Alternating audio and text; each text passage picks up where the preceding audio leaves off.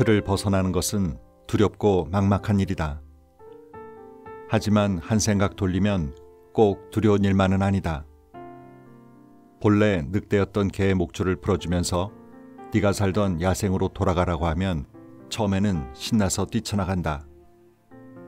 하지만 얼마 되지 않아 다시 돌아와 목줄을 묶어달라고 한다. 먹을 것이 있는 편안한 삶에 길들여졌기 때문이다.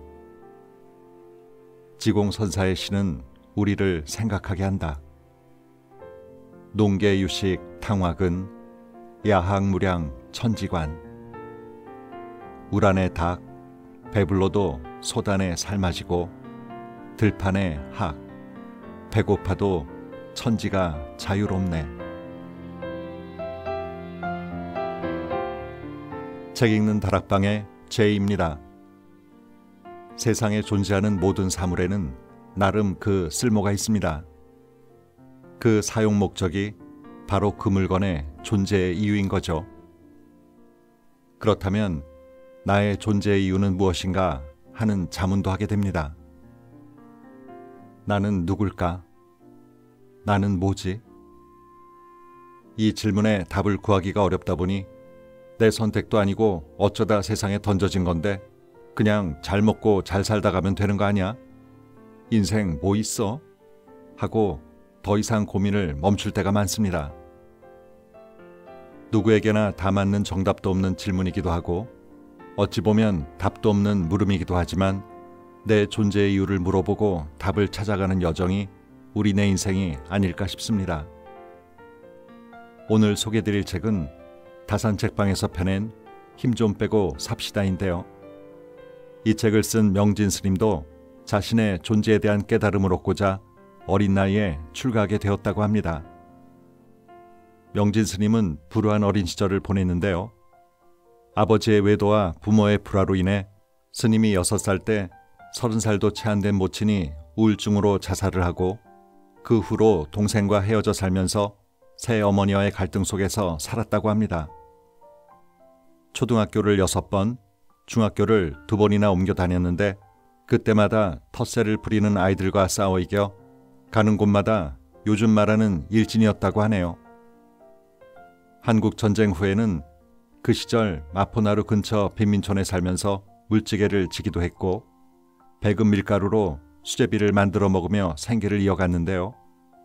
이를 안타깝게 바라본 큰애 삼촌이 거두어 거처를 옮기게 됐고 그곳에서 삼촌이 보던 책들을 읽게 되면서부터 인생에 대한 질문을 품게 되고 또 비로소 마음을 가라앉히는 계기가 되었다고 합니다. 본문에 있는 글들을 통해서 스님의 출가 과정이나 스님이 말하는 마음에서 힘을 뺀다는 게 무엇인지 또 왜 그리 해야 하는지의 내용을 소개해 드릴 텐데요. 서두에 있는 글을 먼저 마음에 품고 들어보시면 더욱 좋을 것 같아서 그 글을 먼저 읽어드리겠습니다. 인적 없는 산골 벼랑 끝. 달 비추면 달빛과 속삭이고 바람 불면 바람에 흔들리고 제 빛깔과 향을 품은 스스로 피었다지는 이름 모를 꽃. 남길 쫓느라 내 길을 잃지 않았을까? 남평판 쫓느라 나를 잃지 않았을까? 내가 나를 모르는데 잘 먹고 잘 사는 게 무슨 의미일까? 뭐가 잘 사는 거고 뭐가 못 사는 걸까? 어느 산 중 홀로 피는 꽃처럼 자기 빛깔, 자기 향기 품고 살 것인가? 이름난 곳 장식하는 화려한 꽃 되었다가 이내 시들어 쓰레기통에 버려질 것인가? 어떤 게 잘 사는 걸까? 알 수 없으니 몸에서 힘 빼듯 마음에서 힘 빼고 다시 물을 뿐이다. 우리 마음속에 있는 고정관념, 오랫동안 익혀온 지식과 정보, 그리고 길들여져 있던 습관을 모두 버리는 일이 바로 마음에서 힘을 빼는 것이라고 스님은 말합니다. 그러기 위해서 가장 좋은 방법이 바로 나는 누구인가를 묻는 거라고 하시네요. 그럼 스님의 말씀을 좀 더 자세하게 들어볼까요?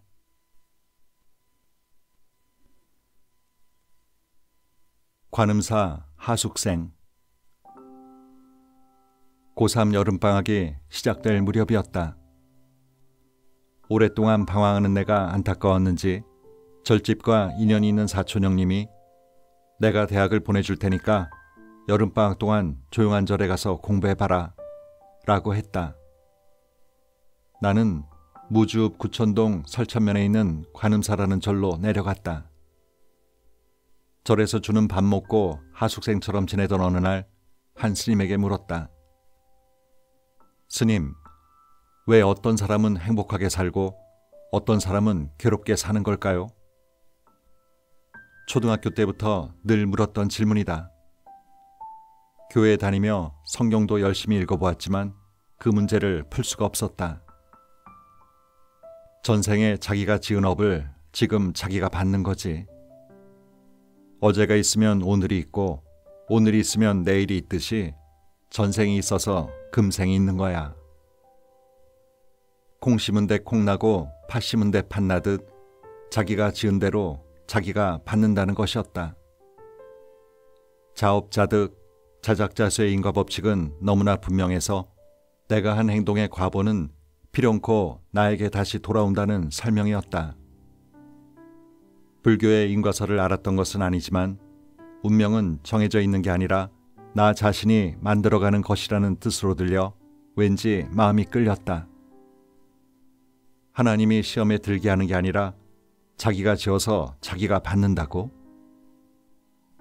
그렇게 지내던 어느 날 해인사에서 젊은 스님 한 분이 오셨다. 하한거 결제를 끝내고 지나가던 길에 들른 것 같았다. 방이 넉넉하지 않아 나와 한 방을 쓰게 된 것이 내 인생을 바꿔놓았다. 나는 지금도 그 스님을 생각하면 수행자의 위의가 사람들에게 얼마나 중요한 영향을 끼치는가를 생각하게 된다.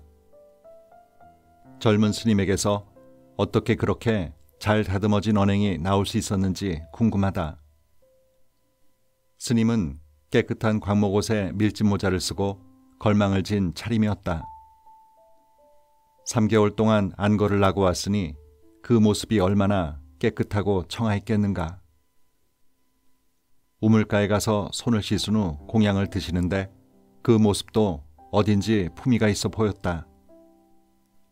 밥을 먹고 난 다음 물을 부어 깍두기 한쪽으로 밥그릇을 닦고 또 국그릇에 부어 헹궈 마시는데 전혀 소리를 내지 않았다. 마당에서 왔다 갔다 하면서 슬쩍슬쩍 곁눈질로 보는데 왠지 내공이 만만치 않다는 느낌이 들었다. 저녁이 되었다. 7월 보름이라 달빛이 밝았다. 건성으로 책장을 넘기고 있다가 뒤를 슬쩍 돌아보니 스님이 벽을 바라보고 가만히 앉아 있었다. 저 스님 도대체 뭐하고 앉아 있는 거야? 왜 저러고 있지?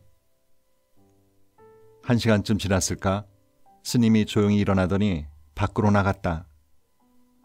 문틈으로 내다보니 묵은 벚나무 몇 그루가 서 있는 마당을 혼자서 왔다 갔다 하고 있었다. 한 10분쯤 마당을 거닐던 스님이 방으로 들어오더니 다시 벽을 보고 앉았다. 숨소리 하나 내지 않고 미동도 없이 앉아있는 모습을 보고 있자니 왠지 내가 그 기운에 밀리는 게 느껴졌다. 그동안 누구에게 기로 밀려보거나 접은 적이 별로 없는 내게는 낯설고도 흥미로운 경험이었다. 9시가 되자 스님이 일어섰다. 내가 이부자리를 깔자 스님은 목침 하나를 놓더니 이불 대신 입고 다니던 두루마기를 베어 덮고 누웠다. 궁금해서 도저히 그냥 잠을 잘 수가 없었다.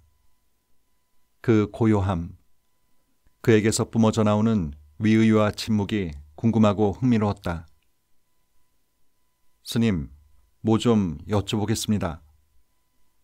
자기 할 일 하면 되지 남한테 뭐 물어볼 일 있어? 속으로는 아니 이 사람이 남은 힘들게 말을 걸었더니 싶었지만 이상하게 자꾸 그 기운에 눌렸다. 힘을 좀 써본 사람은 안다. 상대방의 기운에 눌리는 것만큼 언짢은 게 없다. 나는 19의 고등학생이었지만 그때 이미 그걸 어느 정도 체득하고 있었다. 그래도 뭐 좀 하나 여쭤보려고요. 그리고 스님을 정면으로 쳐다보는데 맑은 기운이 훅 스쳐 지나갔다. 내가 좀 진지해 보였나 보다. 스님이 이부자리를 옆으로 치워놓고 가부좌를 틀고 앉더니 나보고도 똑같이 앉으라고 했다. 그래, 뭘 물어보려고 그럽니까? 스님은 어떻게 해서 출가를 하셨나요? 스님이 나를 한참 건너다 보더니 물었다. 학생은 뭐 때문에 절에 와 있소? 저는 대학 입시 준비하려고 와 있습니다. 대학은 왜 가려고 합니까? 좋은 데 취직하려고 가는 거죠. 좋은 데 취직해서 그 다음엔 장가 가서 자식 낳고 그렇게 사는 거죠. 그렇게 살다가 나중엔 어떻게 됩니까? 좀 짜증이 나려고 했다. 다 알고 있는 걸 왜 묻는단 말인가? 그래서 나도 모르게 퉁명스럽게 대답했다. 그렇게 살다가 죽는 거죠, 뭐. 그러면 그렇게 살다가 죽으려고 여기 와서 공부하는 겁니까? 갑자기 말문이 막혔다. 말이 좀 안 되는 것 같기도 하고 갑갑하기도 하고 딱히 뭐라고 대답할 말이 떠오르지 않았다. 이러지도 못하고 저러지도 못한 채 찜찜해서 앉아있는데 스님이 불렀다. 학생. 예? 무엇이 예라고 대답했소? 예라고 대답한 놈이 뭐요? 내가 자신 없는 목소리로 스님께 대답했다. 모르겠습니다. 네가 누구냐고 물었는데 모른다고? 자기가 누구인지 모르는데 영어를 공부하고 수학을 공부해서 대학을 가고 취직하고 결혼하는 게 무슨 의미가 있는가? 그 말에 벼락을 맞은 느낌이었다.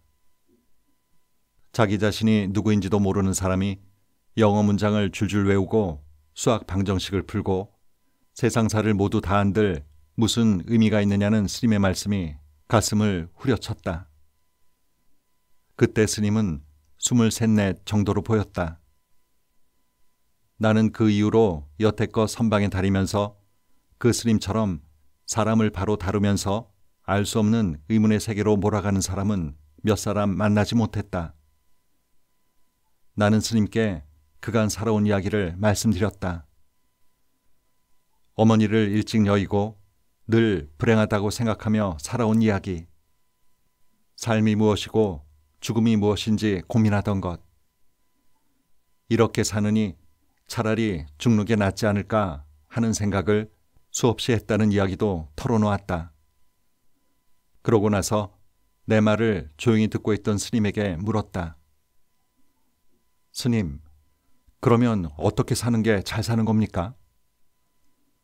내가 나를 알아야 돼. 다른 일은 전부 다 그 다음 일이지. 나는 무엇인가? 그것을 찾아가는 공부를 하는 게 바로 불교야. 내 인생을 바꿔놓은 말씀이었다. 그날 밤새도록 잠을 자지 못했다. 조용히 잠든 스님 곁에서 엎치락뒤치락하며 생각했다. 도대체 나라는 게 뭔가? 내가 뭔지를 알아야 잘 살 수 있다고? 19년 동안 죽음이란 뭔지, 사람은 왜 사는지를 고민하며 그렇게 고통스럽게 살아온 게 결국 나라는 존재를 모르고 살아왔기 때문인가? 왜 나는 불행할까 하며 온갖 상념으로 가득했던 마음이 존재에 대한 물음으로 채워지고 있었다. 그날부터 도대체 나라는 게 뭐지? 이걸 모르고 어떻게 살아? 도대체 뭐야?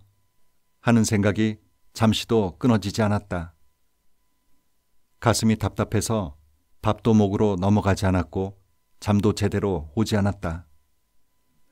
그렇게 하루가 지나고 이틀이 지나고 사흘이 지났다. 나흘째 되는 날이었을 것이다. 법당 뒷뜰에 앉아 무심히 미루나무를 쳐다보고 있었다. 바람이 휙 불자 나뭇잎 하나가 툭 떨어져 내렸다. 곧 새 한 마리가 날아와 허공으로 사라졌다. 그 순간 아, 저것이다. 저 자유. 텅 비어졌어. 하는 느낌이 섬광처럼 머리를 스치고 지나갔다. 자유롭게 날아가는 새 한 마리. 아무 흔적 없이 툭 떨어지는 나뭇잎을 보면서 허공이 텅 비었으니 나뭇잎이 저렇게 제 맘대로 떨어지고 허공이 텅 비었으니 새가 저렇게 제 마음대로 날아다니지 하는 생각이 들었다. 그동안 답답했던 마음이 왠지 시원하게 풀리는 느낌이었다. 내 마음과 허공이 둘이 아니라는 생각이 들면서 괜히 기분이 좋아져 혼자 희죽 웃었다. 정확한 실체는 알 수 없었으나 자유로움, 편안함 같은 게 느껴졌다.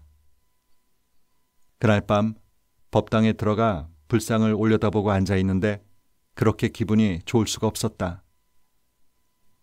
저분이 나고 죽는 문제, 존재의 문제를 깨달아서 우리에게 가르쳐준 분이란 말인가?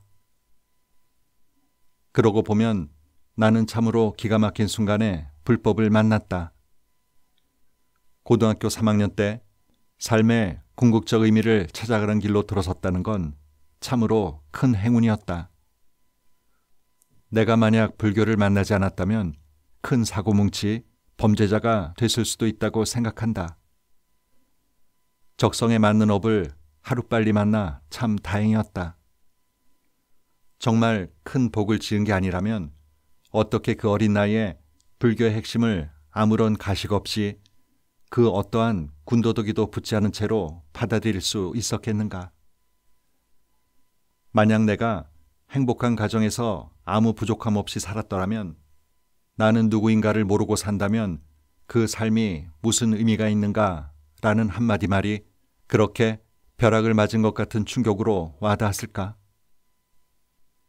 그동안 살아오면서 겪었던 고통과 상처들, 어린 나이에 죽으면 그만이지 하고 세상을 포기하려 했을 만큼 이리저리 몸부림치고 부딪히면서 살아왔던 괴로운 세월들, 그게 결국 나는 뭘까 하는 물음 하나로 귀착이 된 것이다.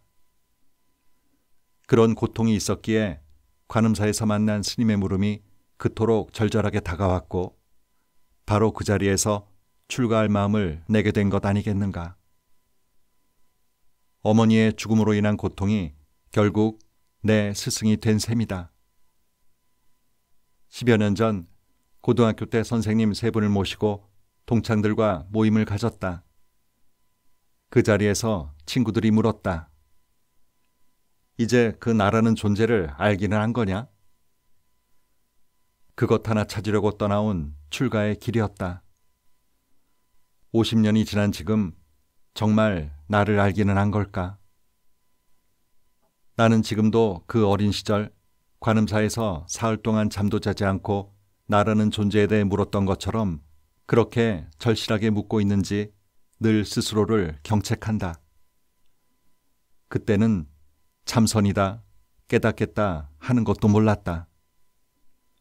용맹정진을 하겠다고 잠을 자지 않고 앉아 있었던 것도 아니고 오후불식을 하겠다고 밥을 안 먹은 것도 아니었다.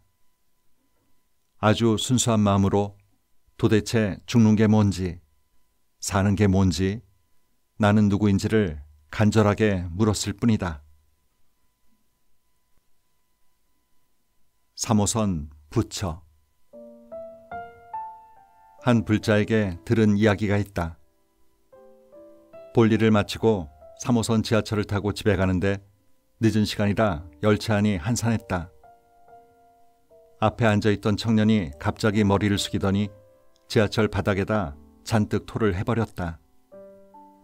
불자는 아이고 저걸 어떡하나 생각하며 지켜보고 있었다고 한다. 같은 칸에 탔던 사람들은 다른 칸으로 옮겨갔다. 다음 역에서 지하철을 타는 사람들도 그걸 보더니 다른 칸으로 가버렸다. 그런데 어느 젊은 여성이 핸드백에서 휴지를 꺼내서 청년이 뱉어낸 오물을 수습하기 시작했다. 그걸 본 사람들이 가지고 있는 휴지를 꺼내 손에 오물을 묻혀가며 바닥을 닦는 것이 아닌가. 그 젊은 여성은 휴지를 종이 가방에 담고서는 백석역에서 내렸다. 어쩌면 남이 토한 것을 보고 치울 생각을 안 하는 게 당연하다. 지하철 역무원이라면 모를까? 왜 지하철에 타고 있는 사람이 오물을 치워야 하겠는가? 안 치워도 미안할 일 없고 치운다고 알아주는 사람도 없다.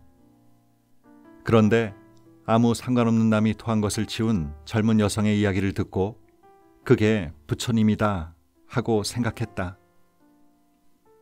수행이 깊고 도를 통한 고승이 그 지하철에 타고 있었다면 엎드려서 그 오물을 치웠을까?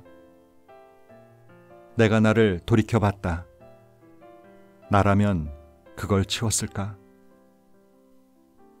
그 얘기를 한 불자에게 이 시대의 부처님을 만났는데 따라가서 이름이라도 여쭤보고 따뜻한 밥이라도 한 끼 사드리지 그냥 오셨냐고 했다. 그동안 불교는 다른 종교에 비해 사회적인 역할이 미미한 편이었다. 봉사와 헌신, 소외된 계층에 대한 배려, 더불어 나누려는 체계적인 노력이 상대적으로 부족했다. 삶의 현장을 떠나서는 부처의 모습도 없다. 힘없고 소외받는 이웃들의 고통과 아픔을 함께할 때 자타불이 동체 대비의 정토를 이 땅에 실현할 수 있다. 평화롭고 행복하게 살려면 최소한의 조건이 갖춰져야 한다. 모든 사람이 최소한으로라도 자기 자신을 성찰하며 살아갈 정도의 여건이 갖춰진 세상. 그것이 내가 바라는 세상이다. 밥이 하늘이라는 말이 있다. 배가 고파 죽을 지경인데 나는 뭘까? 어떻게 사는 게 잘 사는 것일까? 라는 고민을 하는 사람은 없다. 적어도 의식주에 대한 걱정은 없어야 자신의 존재에 대한 철학적 고민을 할 수 있다. 내가 종종 세상 일에 대해 발언하는 것도 같은 차원에서다. 사람들은 흔히 시비하지 말라, 분별하지 말라는 불교의 가르침을 세상 일을 외면하고 마음이나 잘 닦으라는 것으로 잘못 이해한다. 그러나 과연 현실의 삶을 놓아두고 초연한 듯 물러서 있는 것이 불교일까? 부처님은 삿됨을 깨뜨리고 발음을 드러내라는 파사현정을 말씀하셨다. 잘못된 것에 대한 꾸짖음이 사회 정의를 세우는 길이다. 유마거사도 중생이 아프니 나도 아프다고 했다. 물론 시끄러운 세상 일에서 한 발 떨어져 가만히 있으면 거룩한 스님, 큰 스님이라는 소리를 들을 수 있을 것이다. 그러나 당장은 내가 손해를 보더라도 그것이 옳은 길이면 가야 하지 않겠는가? 수행자가 가야 할 길은 잘 차려진 비단길이나 고상한 길이 아니다. 가시밭길이고 진흙탕 길이라도 그 길이 옳다면 기꺼이 가야 한다. 세상을 등지고 홀로 산중에서 돌을 구하는 것이 아니라 진흙탕 속에서 연꽃을 피어 올리듯 혼탁한 현실 속에서 참되고 옳은 것을 구해야 한다. 내가 나를 물을 때 부처가 온다. 사람이 보는 시선이 세상의 전부가 아니다. 곤충에게도 뱀에게도 그 나름의 세계가 있다. 인간이 보는 세계가 다는 아니다. 우리가 보는 세상은 그저 사람 눈으로 바라본 세상이고 그렇게 바라본 세상으로 나를 정의할 뿐이다. 그런데 우리는 안다고 생각한다. 우리가 본 것을 전부라고 여긴다. 인간의 눈으로 본 세계, 내 눈으로 본 세계는 하나의 견해일 뿐이다. 진리가 아니다. 얼마든지 틀릴 수 있다. 인간이라는 업, 나라는 안경을 쓰고 세상을 바라보면 제대로 볼 수 없다. 인간의 눈, 나의 견해 같은 좁은 틀을 벗어던질 때 세상을 제대로 볼 수 있다. 세상을 있는 그대로 바라보려면 마음에서 힘을 빼야 한다. 힘이 들어가면 틀 속에 갇히게 되고 틀 속에 갇히면 선입견에 가려져 제대로 볼 수 없다. 나는 누구인가? 사는 건 무엇이고 죽는 건 무엇인가? 어떻게 살아야 잘 사는 것인가? 이런 물음을 치열하게 물으면 몸과 마음의 힘이 자연스레 빠진다. 그러면 세상이 거울에 비추듯 나에게 비춰진다. 그때 다시 나는 묻는다. 나라는 존재는 과연 뭘까? 희죽희죽 웃기도 하고 펑펑 울기도 하고 남한테 심술을 부리기도 하고 불쌍한 사람을 보면 착한 일을 하기도 하는 변화무쌍한 존재. 이 몸뚱이를 이끌며 기기묘묘한 작용을 일으키는 그 무엇, 그것은 과연 무엇인가? 명진이란 이름도 나에게 붙여진 이름일 뿐이다. 미국에서 태어났다면 영어 이름으로 불렸을 것이다. 내 마음대로 다른 이름을 지을 수도 있다. 이름은 이름일 뿐 내가 아니다. 그러면 마음이 나인가? 수시로 변하는 마음. 즐거울 때도 있고 괴로울 때도 있는데 어느 마음이 나의 마음인가? 슬프면 눈에서 눈물이 나오고 속상하면 가슴이 저릿하니 애간장이 녹는 것 같은 이런 마음은 또 뭘까? 시시때때로 변하는 마음을 나라고 할 수 있을까? 우리 몸은 또 어떨까? 나이가 드니까 몸이 뻣뻣해지는 게 느껴진다. 수영을 할 때도 보드를 탈 때도 예전 같지 않다. 나에게도 어린 시절이 있었고 청년 시절이 있었다. 젊은 시절의 나와 70이 다 된 지금의 나. 어떤 게 진짜 나일까? 신체는 아무리 잘 먹고 잘 입고 잘 걷어도 언젠가 나를 버리고 떠날 것이다. 내가 죽어서 지수 화풍으로 흩어지면 남는 건 무엇일까? 사람의 몸과 마음은 세월 따라 조건 따라 끊임없이 변하는데 과연 어느 것을 진정한 나라고 할 수 있을까? 이름 떼고 계급 떼고 모두 다 떼어버리고 모양으로도 그릴 수 없는 나는 뭘까? 알 수 없다. 막막할 뿐이다. 힘 빼고 사는 건 막막한 일상 속에서 어떠한 견해에도 묶이지 않고 시시각각 달라지는 세상을 유연한 사고로 대처하며 사는 것과 같다. 참선이란 특별한 수행이 아니다. 알 수 없는 물음. 그 물음이 던져주는 막막함이 끊어지지 않도록 물어나가는 게 참선이다. 말하자면 막막함을 지속하기 위한 틀이며 틀을 벗어나기 위한 틀인 셈이다. 영구 혁명론에 보면 혁명은 곧 부패한다는 말이 있다. 아무리 좋은 것도 고이면 썩는다. 진정한 변화란 끝없이 혁명해야 한다는 의미다. 결국 우리는 부처의 틀이든 조사의 틀이든 벗어 던져야 한다. 내가 누구이고 어디에 살고 있는 때가 어느 때인지도 모른 채 그 외의 것들만 열심히 매달려 산다면 괴로울 수밖에 없다. 명예의 노예가 되고 돈의 노예가 될 뿐이다. 사회적으로 높은 위치에 오르고 많은 돈을 벌려고 가진 애를 쓰지만 그것들이 과연 우리에게 참다운 행복을 가져다 주는 걸까? 소나기에 돈과 명예를 모두 쥔 사람도 나이 들어 죽는 것만은 면할 수 없다. 결국 무상한 것이다. 그러면 무엇이 우리를 행복하게 할까? 이 본질적이고 근원적인 문제를 풀어야 한다. 스스로 묻고 또 물어야 한다. 그것이 힘을 빼는 가장 좋은 방법이다. 어떤 이들은 이러한 문제를 신에게 맡겨버린다. 그것은 사람의 문제가 아니고 신의 뜻이라고 믿는다. 이 모든 걸 관장하는 절대적인 힘이 있고 그 힘을 가진 절대자에게 존재의 문제를 맡겨버리는 것이다. 나는 막연한 추측이나 무조건적인 믿음을 거부한다.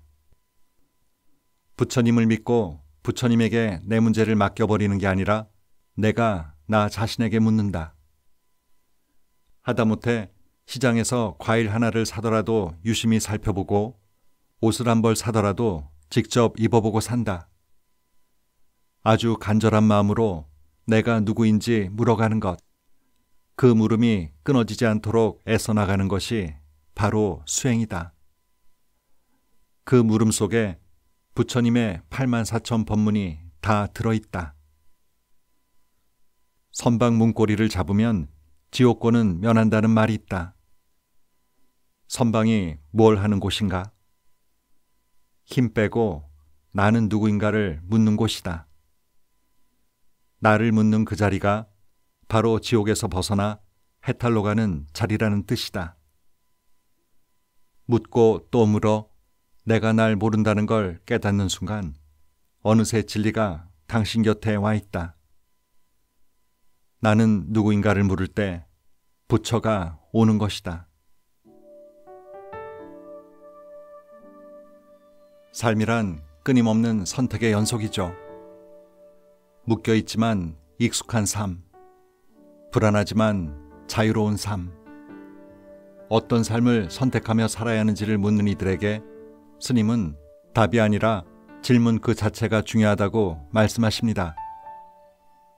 질문의 크기가 사람의 크기이며 질문이 깊을수록 생각도 깊어지니 답이 없는 아득한 그 질문들이 우리를 무한의 사유로 이끌고 마침내 궁극의 깨달음을 줄 수 있다고요.